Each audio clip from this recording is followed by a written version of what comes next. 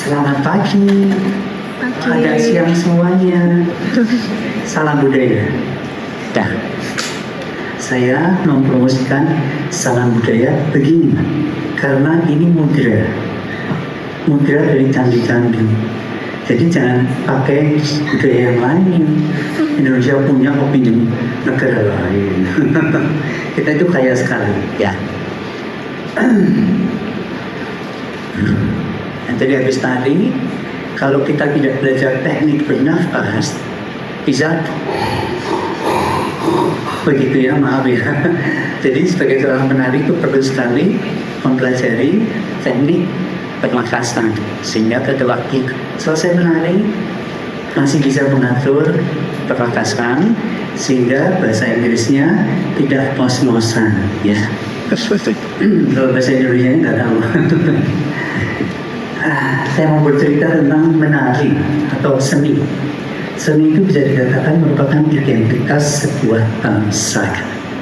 Jadi kalau seni budaya, kalau bangsa yang tidak punya budaya dan seni, berarti kan sama dengan tidak punya identitas. Seperti contohnya batik, itu identitas Indonesia, ya. Kemudian wayang kulit. Nah, kalau tiba-tiba reok tidak boleh negara lain, udah itu agak lucu juga ya. Jadi saya menekankan atau menghimbau para generasi muda untuk mengenal budaya kita sendiri. Karena kalau kalian nanti suatu saat ke luar negeri atau bertemu dengan bangsa lain, pasti yang ditanyakan seni budayanya. Kan di sosial media atau di tulisan-tulisan itu disampaikan, kalau akan merusak sebuah negara itu yang dihancurkan adalah budayanya dulu. Nah, itu hati-hati. Kalau generasi muda sekarang sudah tidak mencintai budaya sendiri, selesai, ya. Karena Indonesia itu sangat beragam, budayanya luar biasa. saya di usia sekarang ini yang ya masih 17 tahun, saya udah belajar banyak sekali seni budaya di banyak daerah di Indonesia. Dan sewaktu saya belajar ke negara lain, saya pernah belajar ke Jepang, pernah ke India, pernah ke Tiongkok. Beda sekali dengan budaya yang kita miliki, kita sangat beragam. Ya, jadi sekali lagi bahwa seni budaya itu merupakan identitas sebuah bangsa. Jadi jangan sampai dilupakan dan jangan sampai tidak dilestarikan. Itu sangat penting. Nanti suatu saat kalian akan menyadari hal tersebut. Ya. Kemudian saya di dalam presentasi, di dalam saya menunjukkan kesenian ataupun budaya tradisi, selalu saya masukkan unsur komedi. Karena lewat komedi banyak hal yang sangat bermanfaat.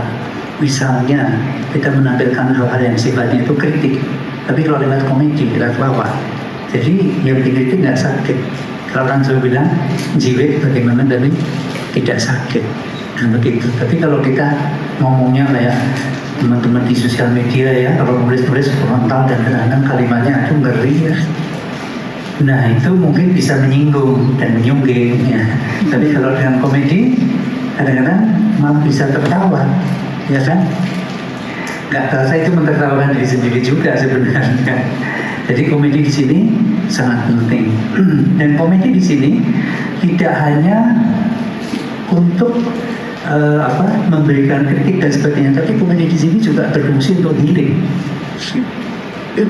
Kalau kalian membaca di sosial media di luar negeri itu menggunakan komedi sebagai media healing. Jadi misalnya di sebuah rumah sakit mereka sering mendatangkan clown untuk membuat pasien tertawa.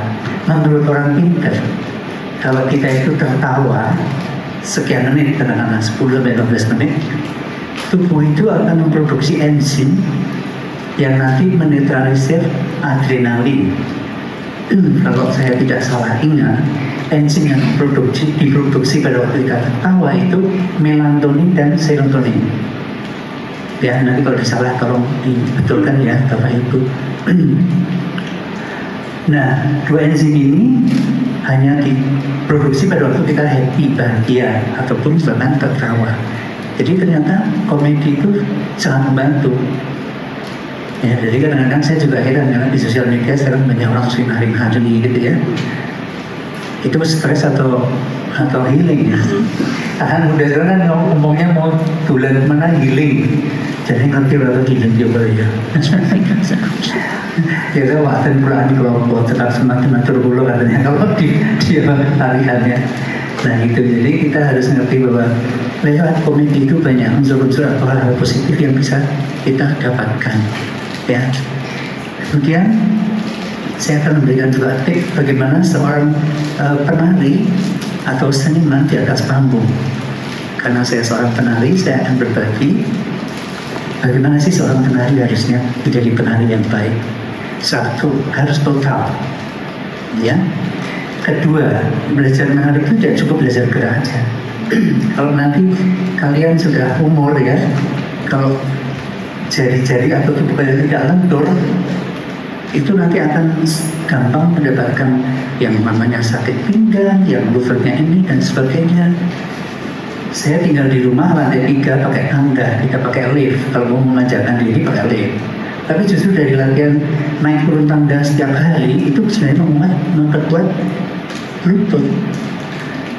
Teman saya yang seumuran saya 71, itu kalau menari sudah susah kalau misalnya dari jongkok begini, kemudian berdiri, setelah nabi. Saya pernah ngalamin itu ternyata waktu itu saya kurang gerak.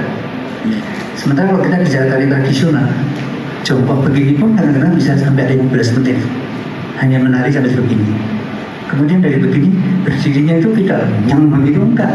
Pelan-pelan karena harus mengikuti irama gamelan. Oke, 2. Jadi sekali lagi belajar seni itu manfaatnya banyak.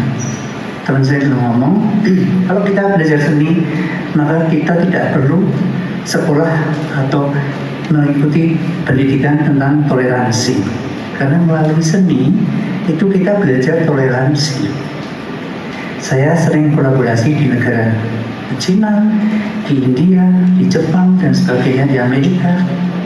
Saya bilang toleransi karena waktu saya belajar atau kolaborasi dengan seniman di luar negeri, mereka tidak pernah menanyakan, kamu agamanya apa?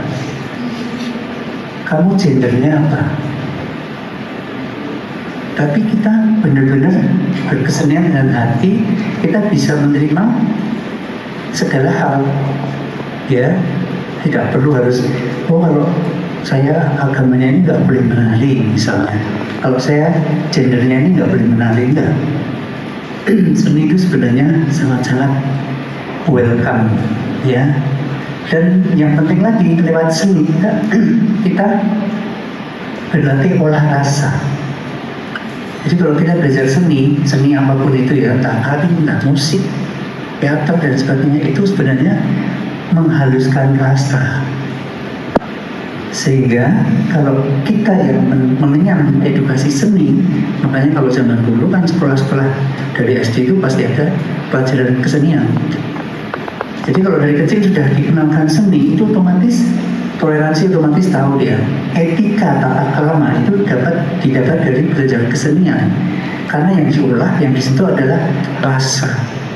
Ya, kalau kita rasanya itu sudah peka, makanya kita tidak akan dengan mudahnya menulis di sosial media kata-kata yang ya mungkin zaman sekarang anak tahu ya gimana kalau perang di sosial media, ngomong ini.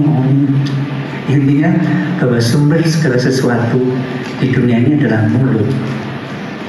Ya kan? Kalian bertengkar juga karena mulut. Karena dihasut, difitnah juga mulut. Kalian penyakitnya banyak juga karena mulut. Ya. Jadi sekali lagi saya sampaikan manfaat bergerak. Maaf ya kalau jangan sama berat, nah itu kalau biasa gerakan gini kan nanti akan terlatih.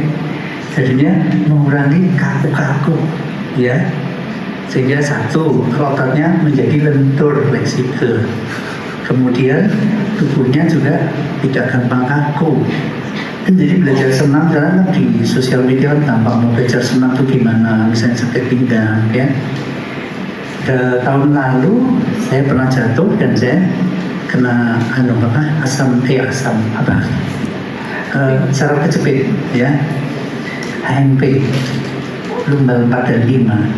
Nah itu juga pengobatannya juga cukup lama karena saya juga rajin bergerak, rajin senam, stretching, sehingga recovery-nya lumayan cepat. Kalau tidak recovery cepat, mungkin saya udah nggak bisa nari ya. Kan dalam tari itu misalnya tari Bali itu akhirnya ada begini cengketnya itu kan.